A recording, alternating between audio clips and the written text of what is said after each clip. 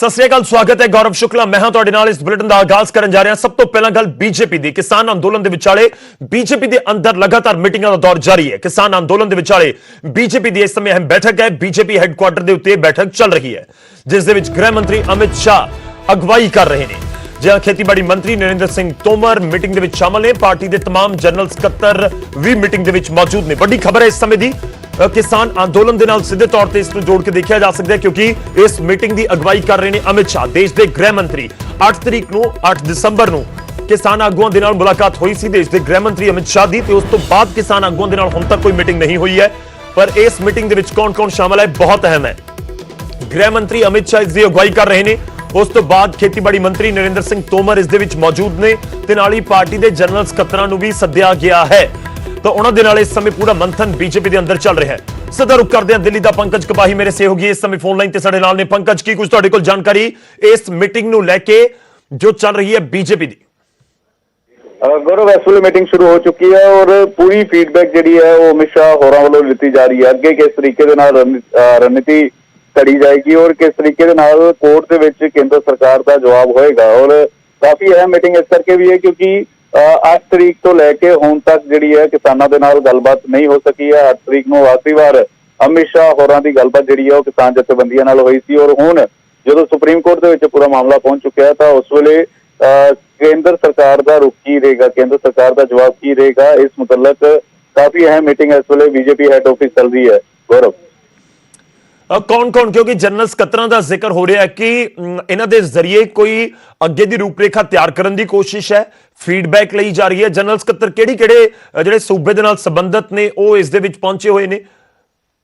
गौरव, ये मीटिंग जिहड़ी है अमित शाह और नरिंਦਰ ਸਿੰਘ ਤੋਮਰ जिन्ने तमाम जनरल ਸਕੱਤਰ ने उन्होंने फीडबैक दे रहे हैं, क्योंकि शाम को डिबेट के भी हिस्सा लेना होंदा है और मीडिया नाल किस तरीके नाल मुखातिब होना, किहड़े पॉइंट से गलबात करनी है ताकि एक लाइन के उत्ते ही सारे प्रवक्ता जिहड़े ने वो गलबात रख सकन। और वक-वक जदों सूबियां दे विच भी, क्योंकि बीजेपी ने यह कह दिता है कि वक-वक सूबियां दे विच इन्हां कानूनां नूं लैके और जिहड़े कदम सरकार वालों चुके गए ने, चाहे फार्मर नूं लैके होवे चाहे पंजाबियां नूं लैके होवे, क्योंकि अज 2 बुकलैट भी जिहड़ियां ने वो सरकार वालों जारी कीतीआं गईआं ने। एक तां केंद्र सरकार दा पंजाबियां नाल सिखां नाल की रिश्ता रहा है उस मुतल्लक बुकलैट जारी की गई और एक किसानां दे लई पिछले 6 सालों के विच सरकार वालों किहड़े कदम चुके गए हैं। तो सरकार का लाइन क्लीयर है कि इन्हां कानूनों नूं लैके कानून रद्द नहीं किए जाएंगे, लेकिन सोध करन नूं लैके सरकार राजी हुई है और सरकार अपनी एक लाइन तैयार कर रही है ताकि वक-वक सूबियां दे विच जाके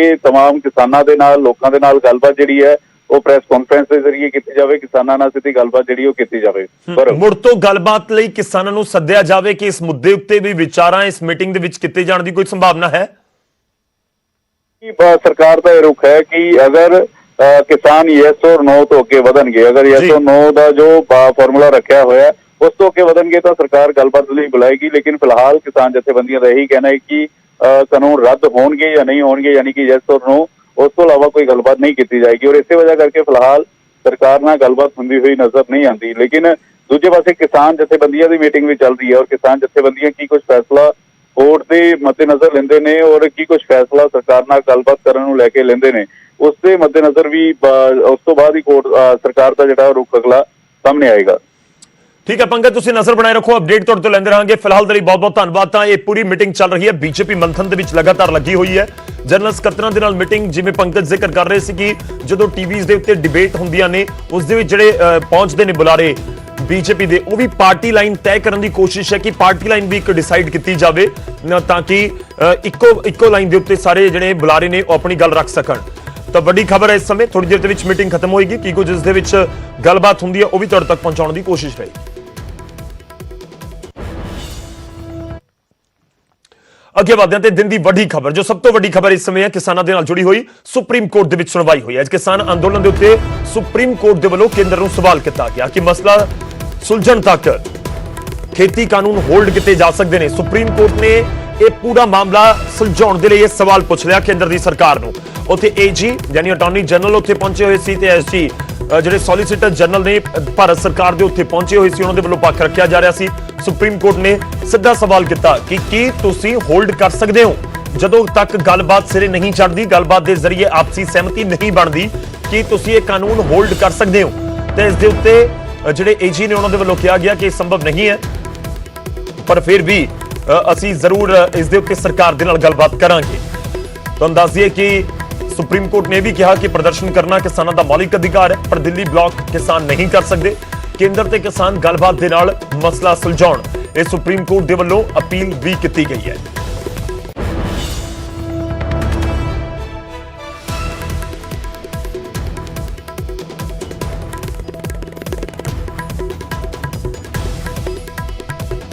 उधर सुप्रीम कोर्ट ਦੇ ਵਿੱਚ ਸੁਣਵਾਈ ਤੋਂ ਬਾਅਦ ਕਿਸਾਨ ਜਥੇਬੰਦੀਆਂ ਦਾ ਮੰਥਨ ਵੀ ਜਾਰੀ ਹੈ। ਜਿਹਾ ਬਹੁਤ ਅਹਿਮ ਇਸ ਸਮੇਂ ਕਿਸਾਨਾਂ ਦੀ ਮੀਟਿੰਗ ਵੀ ਚੱਲ ਰਹੀ ਹੈ। ਸਿੰਘੂ ਬਾਰਡਰ ਦੇ ਉੱਤੇ ਸੰਯੁਕਤ ਕਿਸਾਨ ਮੋਰਚੇ ਦੀ ਇਸ ਸਮੇਂ ਮੀਟਿੰਗ ਜਾਂ ਕਹੀਏ ਕਿ ਮੰਥਨ ਜਾਰੀ ਹੈ। ਕਰੀਬ 1.5 ਤੋਂ 2 ਘੰਟੇ ਆਲਰੇਡੀ ਹੋ ਚੁੱਕੇ ਨੇ। ਕਰੀਬ 2 ਵਜੇ ਸ਼ੁਰੂ ਹੋਈ ਸੀ ਇਹ ਮੀਟਿੰਗ। ਉਧਰ ਕੋਰਟ ਦੇ ਵਿੱਚ ਹੋਈਆਂ ਤਕਰੀਰਾਂ ਦੇ ਉੱਤੇ ਮੰਥਨ ਕੀਤਾ ਜਾ ਰਿਹਾ ਕਿ ਅੱਗੇ ਕੀ ਕੁਝ ਰੂਪਰੇਖਾ ਰਹਿਣੀ ਚਾਹੀਦੀ ਹੈ, ਕੀ ਕੁਝ ਰੂਪਰੇਖਾ ਰਹਿ ਸਕਦੀ ਹੈ। ਇਹ ਕਿਸਾਨ ਜਥੇਬੰਦੀਆਂ ਆਪਸ ਦੇ ਵਿੱਚ ਗੱਲਬਾਤ ਕਰਕੇ ਤੈਅ ਕਰਨ ਦੇ ਵਿੱਚ ਲੱਗੀਆਂ ਹੋਈਆਂ ਨੇ। ਤਾਂ ਸੁਪਰੀਮ ਕੋਰਟ ਦੇ ਵਿੱਚ ਸੁਣਵਾਈ ਤੋਂ ਬਾਅਦ ਹੁਣ ਕਿਸਾਨਾਂ ਦਾ ਮੰਥਨ ਜਾਰੀ ਹੈ। ਜਥੇਬੰਦੀਆਂ ਸਿੰਘੂ ਬਾਰਡਰ ਦੇ ਉੱਤੇ ਡਟੀਆਂ ਹੋਈਆਂ ਨੇ ਤੇ ਉਹਨਾਂ ਦੇ ਵੱਲੋਂ ਉੱਥੇ ਇਸ ਸਮੇਂ ਮੰਥਨ ਕੀਤਾ ਜਾ ਰਿਹਾ ਹੈ।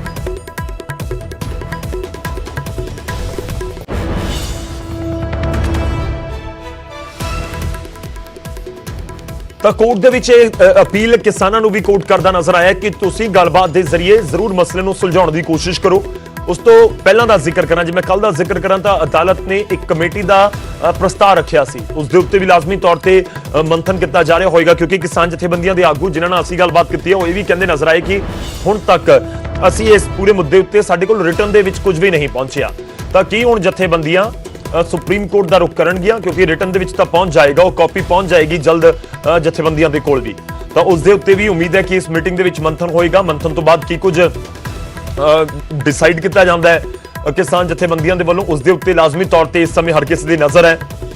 ਕਰੀਬ 2 ਘੰਟੇ ਤੋਂ ਸਮਾਂ ਜ਼ਿਆਦਾ ਹੋ ਚੱਲਿਆ ਕਿ ਉਹਨਾਂ ਦੀ ਇਸ ਸਮੇਂ ਮੰਥਨ ਜਾਰੀ ਹੈ।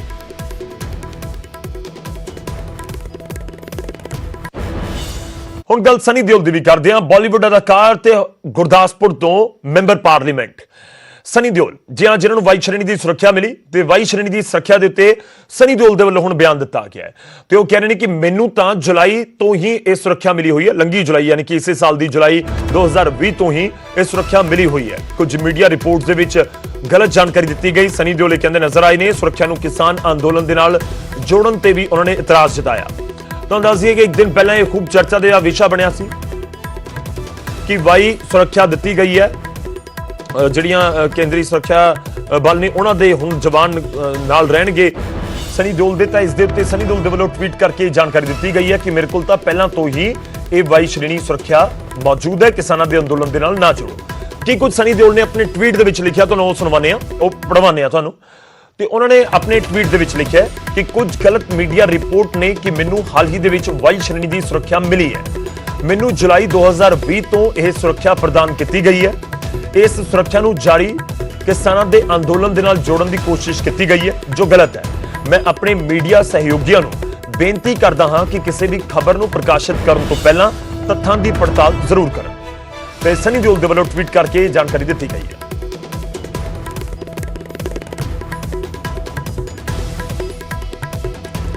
ਅੱਗੇ ਵਧਦੇ ਹਾਂ ਤੇ ਹੁਣ ਗੱਲ ਕਾਂਗਰਸ ਦੀ ਵੀ ਕਰਾਂਗੇ। ਖੇਤੀ ਕਾਨੂੰਨਾਂ ਦੇ ਖਿਲਾਫ ਪੰਜਾਬ ਕਾਂਗਰਸ ਦਾ ਸੰਘਰਸ਼ ਵੀ ਤੇਜ਼ ਹੁੰਦਾ ਨਜ਼ਰ ਆ ਰਿਹਾ ਹੈ।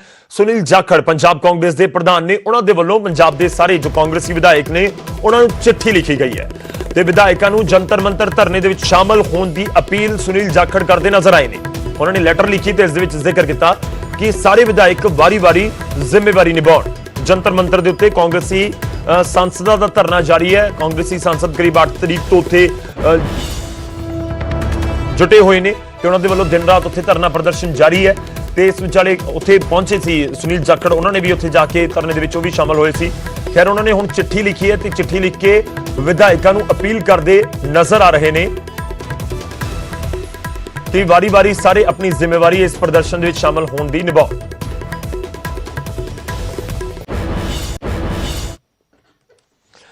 ਅੱਗੇ ਵਧਦੇ ਹਾਂ। ਕਿਸਾਨੀ ਅੰਦੋਲਨ ਦੇ ਦੌਰਾਨ ਜਾਨ ਦੇਣ ਵਾਲੇ ਸੰਤ ਬਾਬਾ ਰਾਮ ਸਿੰਘ ਜੀ ਦਾ ਮਰਹੂਮ ਸਰੀਰ ਸਿੰਗੜਾ ਪਿੰਡ ਦੇ ਨਾਨਕਸਰ ਗੁਰਦੁਆਰਾ ਸਾਹਿਬ ਦੇ ਵਿੱਚ ਰੱਖਿਆ ਗਿਆ ਹੈ, ਜਿੱਥੇ ਸਵੇਰ ਤੋਂ ਵੱਡੀ ਗਿਣਤੀ ਦੇ ਵਿੱਚ ਲੋਕ ਉਹਨਾਂ ਦੇ ਅੰਤਿਮ ਦਰਸ਼ਨਾਂ ਦੇ ਲਈ ਪਹੁੰਚ ਰਹੇ ਨੇ। ਕਿਸਾਨ ਆਗੂਆਂ ਤੋਂ ਇਲਾਵਾ ਵੱਡੀ ਗਿਣਤੀ ਦੇ ਵਿੱਚ ਪੋਲੀਟੀਕਲ ਲੀਡਰਸ ਵੀ ਸੰਤ ਬਾਬਾ ਰਾਮ ਸਿੰਘ ਦੇ ਅੰਤਿਮ ਦਰਸ਼ਨਾਂ ਦੇ ਲਈ ਪਹੁੰਚ ਰਹੇ ਨੇ। ਹਰਿਆਣਾ ਦੇ ਕਿਸਾਨ ਲੀਡਰ ਗੁਰਨਾਮ ਸਿੰਘ ਚੜੂਨੀ ਤਾਂ ਸੰਤ ਬਾਬਾ ਰਾਮ ਸਿੰਘ ਦੇ ਅੰਤਿਮ ਦਰਸ਼ਨਾਂ ਮੌਕੇ ਰੋਂਦੇ ਯਾਨੀ ਕਿ ਭਾਵੁਕ ਹੋਏ ਵੀ ਨਜ਼ਰ ਆਏ। ਇਸ ਤੋਂ ਇਲਾਵਾ ਅਕਾਲੀ ਦਲ ਦੇ ਪ੍ਰਧਾਨ ਸੁਖਬੀਰ ਸਿੰਘ ਬਾਦਲ, ਹਰਸਿਮਰਤ ਕੌਰ ਬਾਦਲ ਸਣੇ ਕਈ ਹੋਰ ਅਕਾਲੀ ਆਗੂ ਵੀ ਨਾਨਕਸਰ ਗੁਰਦੁਆਰਾ ਸਾਹਿਬ ਪਹੁੰਚੇ। ਸਿੱਧਾ ਤੁਹਾਨੂੰ ਲੈ ਕੇ ਚੱਲਦੇ हैं। इस समय दिल्ली विधानसभा का विशेष इजलास जारी है। दिल्ली के सीएम बोल रहे हैं। लिए किसानों के लिए उनके मन में इतनी पीड़ा है कि वो इतनी बड़ी सुप्रीम सैक्रिफाइस कर सकते हैं। जो पत्र लिखकर वो शहीद हुए, उस पत्र में उनका दर्द था कि मुझसे किसानों का दर्द देखा नहीं जा रहा। वो रोज सिंघू बॉर्डर पे आया करते थे, किसानों के लिए जैकेट कंबल रोज लेके आया करते थे, और जब किसानों की वो पीड़ा उनके लिए असहाय हो गई तो उन्होंने ये शहादत दे दी। अभी तक 20 से ज्यादा किसान इस आंदोलन में शहीद हो चुके हैं। इस आंदोलन को भी 20 दिन हुए हैं, तो लगभग रोज एक किसान इस आंदोलन में शहीद हो रहा है। मैं केंद्र सरकार से पूछना चाहता हूं कि और कितनी शहादत और कितनी जान आप लोग लोगे उसके पहले कि आप इस देश के किसानों की बात सुनोगे। अध्यक्ष महोदय, अंग्रेजों के समय एक ऐसा ही आंदोलन हुआ था 1907 में। उस आंदोलन का नाम था पगड़ी संभाल जट्टा। पंजाब में आंदोलन हुआ था, बिल्कुल हूबहू ऐसा ही आंदोलन। वो आंदोलन भी 3 कानूनों के खिलाफ था। अंग्रेजों ने 3 कानून पास किए थे, Bari Doab act, Punjab land colonisation act, Punjab land alienation act, और पंजाब के किसानों ने इसके खिलाफ आंदोलन किया था। इतनी संख्या में लोग इकट्ठे हुए थे, 9 महीने तक यह आंदोलन चला था अंग्रेजों के खिलाफ। तो एक तो ये केंद्र सरकार ये ना समझ ले कि ये किसान आसानी से जाने वाले हैं। उस आंदोलन की लीडरशिप की थी भगत सिंह के पिताजी ने, किशोरी सिंह जी ने, और भगत सिंह के चाचा ने, अजीत सिंह जी ने। उन दोनों ने मिलकर एक भारत माता निर्माण सोसाइटी बनाई थी। उस सोसाइटी की लीडरशिप के अंदर वो आंदोलन हुआ था इन 3 कानूनों को खारिज करवाने के लिए। उस वक्त भी अंग्रेज सरकार ने कहा था थोड़े अमेंडमेंट कर देते हैं। कई राउंड्स ऑफ डिस्कशन हुए थे। अंग्रेज सरकार ने कहा कि इसमें थोड़े बदलाव कर देते हैं, लेकिन किसान डटे हुए थे कि हमें 3 कानून वापस करवाने हैं, और अंत में अंग्रेजों ने 3 कानून वापस लिए थे।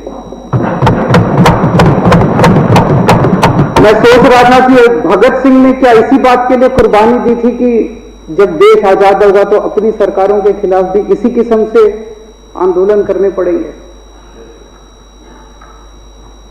आजाद भारत के अंदर भी इतने लोगों को अपनी जान कुर्बान करनी पड़ेगी।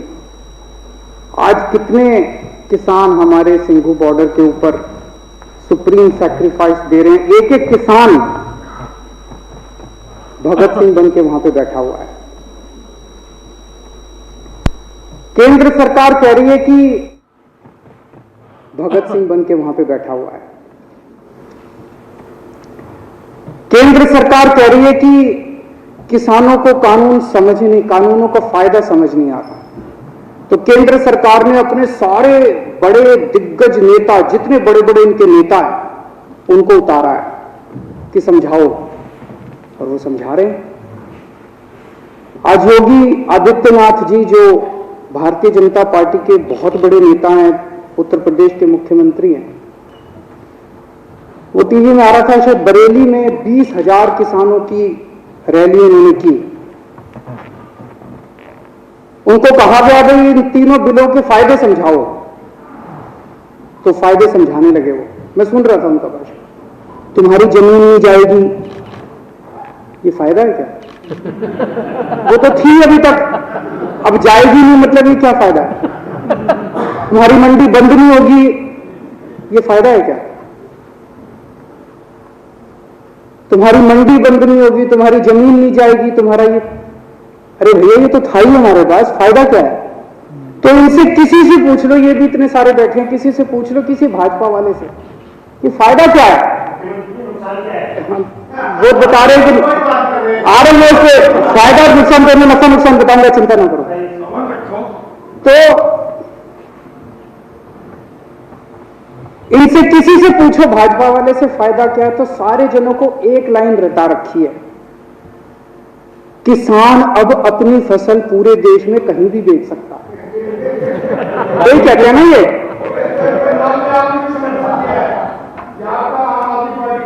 तो एक मिनट मेरे को बोलने दीजिए, मैंने आप लोगों से बोल रहे थे, मैं चुपचाप सुन रहा था। मैं आज धान का एमएसपी 1868 है,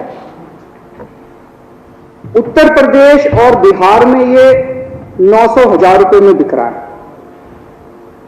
मेरे को बता दो कि पूरे देश में मेरा बिहार और उत्तर प्रदेश का किसान कहां ये फसल बेच के आए कि इसको एमएसपी से ज्यादा दाम मिल जाए। हवा में बात करने से क्या फायदा, कहीं भी बेच लो, कहीं भी बेच लो। अरे कहां बेच लें, बताओ तो सही।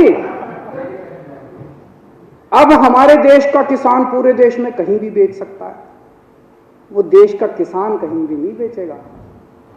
उनको भी पता है कि कौन बेचेगा, उनसे पंजाब में खरीदेगा, उत्तर प्रदेश में उनसे 800 रुपए में बेच के वही बड़े बड़े पूंजीपति इतनी महंगाई कर देंगे कि वो पूरे देश के अंदर इसको महंगा बेचेंगे। ये किसानों के बेचने के लिए कानून नहीं बनाया गया। तो कहा जा रहा है कि किसानों को भ्रमित किया जा रहा है। किसानों को भ्रमित नहीं किया जा रहा, भाजपाइयों को भ्रमित किया जा रहा है। सारे भाजपाइयों को अफीम खिला दी है और अफीम खिला के कह दिया ये रट के बस यही बोलो। मैंने आज पूरा भाषण सुना योगी आदित्यनाथ जी का, उनको भी नहीं पता इसका क्या फायदा है। वो पूरे भाषण में, वो भाषण था इसी बात के लिए कि किसानों को बताना है कि इसका क्या फायदा है। आज सुप्रीम कोर्ट में केस था, कल भी था। हमारे वकील ने सुप्रीम कोर्ट में खड़े होकर कहा कि किसानों की मांगे जायज हैं, किसानों की मांगे मानी जानी चाहिए।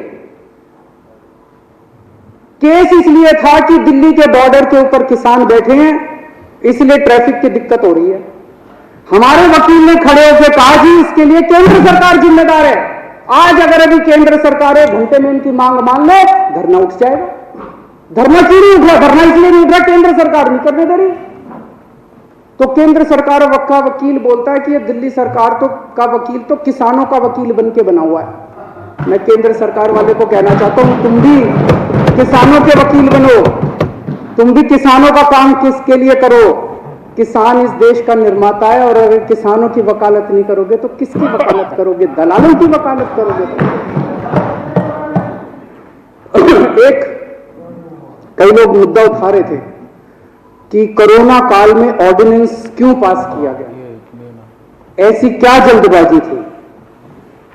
अभी ये कानून शायद 70 साल के भारत के इतिहास में पहली बार हुआ होगा कि राज्यसभा के अंदर बिना वोटिंग के, वहां पे राज्यसभा अध्यक्ष ने पास पास पास पास करके पास कर दिया, जबकि पूरा हाउस चिल्ला रहा था। जैसे आप यहां बैठे हैं, कई बार हाउस चिल्लाता है, आपने तो कभी बिना वोटिंग के कोई कानून पास नहीं किया। अगर हाउस चिल्लाता है, आप 10 मिनट के लिए एडजर्न कर देते हो, फिर दोबारा बैठते हैं, फिर हाउस ऑर्डर में आ जाता है, फिर वोटिंग कराते हैं। पहली बार ऐसा हो रहा है कि बिना वोटिंग के अंदर 3 कानून बस पास पास कर दिए अध्यक्ष ने और पास हो गए, कोई वोटिंग नहीं कराई इसको। ऐसी क्या आफत थी कि ये कानून पास कर दिए गए? पिछले 6-7 साल से आप लोग देख रहे हो कि भारतीय जनता पार्टी ने चुनावों को कितना महंगा कर दिया। कितना पैसा खर्च होता है चुनावों के अंदर, कितना पैसा खर्च होता है। ये कानून किसानों के लिए नहीं बनाए गए, ये कानून भारतीय जनता पार्टी के चुनावों की फंडिंग कराने के लिए बनाए गए। इसको ये देश जितनी जल्दी समझ ले, किसान तो समझ गए, बाकी देश भी जितनी जल्दी समझ ले उतना अच्छा होगा। तो अध्यक्ष महोदय, मैं इसका समर्थन करता हूं और ये 3 कानून हैं, ये तीनों कानूनों को मैं सदन के सामने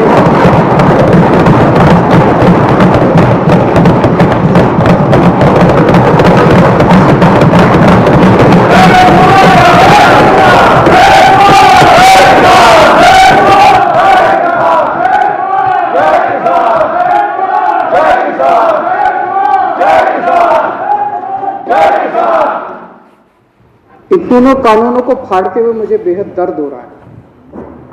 मेरा बिल्कुल मकसद नहीं था इसे फाड़ने का, लेकिन आज जब मेरे देश का किसान सड़कों के ऊपर 2 डिग्री टेम्परेचर के अंदर सड़कों पे सो रहा है और वो तकलीफ में है, तो मैं अपने देश के किसान और अपने देश के जवान के साथ गद्दारी नहीं कर सकता। मैं भी पहले इस देश का नागरिक हूँ, मुख्यमंत्री बाद में हूँ। तो आज इन तीनों कानूनों को ये विधानसभा खारिज करती है और केंद्र सरकार से अपील करती है कि किसानों की बात मानते हुए अंग्रेजों से बदतर मत बनो। अंग्रेजों ने 9 महीने में कानून वापस ले लिए थे, आप कम से कम आज़ादी की इतनी तो इज्जत रख लो कि 20 दिन के बाद अब इन कानूनों को वापस ले लो।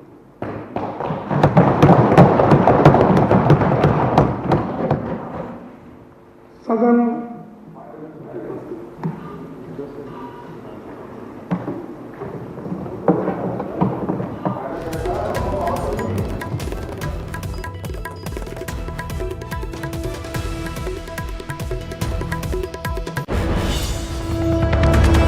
ਤਾਂ ਇਸ ਸਮੇਂ ਦੀ ਵੱਡੀ ਖਬਰ ਅਸੀਂ ਆਪਣੇ ਦਰਸ਼ਕਾਂ ਨੂੰ ਦੱਸ ਰਹੇ ਹਾਂ।